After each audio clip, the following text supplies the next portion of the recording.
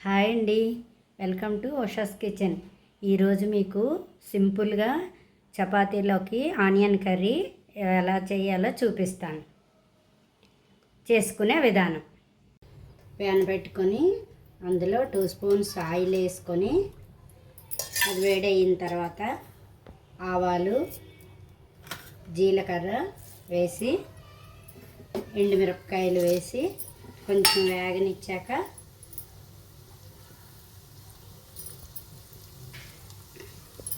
ఉల్లిపాయలు వేసుకోవాలండి.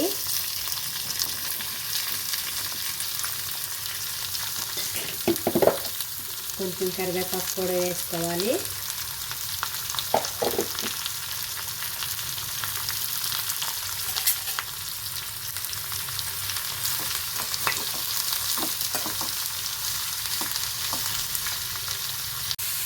కలుపుకొని సాల్ట్, సరిపడా సాల్ట్, పసుపు,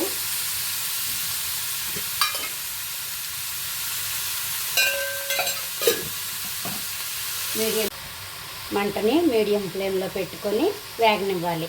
ఉల్లిపాయ ఈ విధంగా వేగిన తర్వాత మసాలా పొడి, కొద్దిగా కారం వేసుకొని కలుపుకొని వాటర్ వేసుకొని మూత పెట్టుకోవాలి.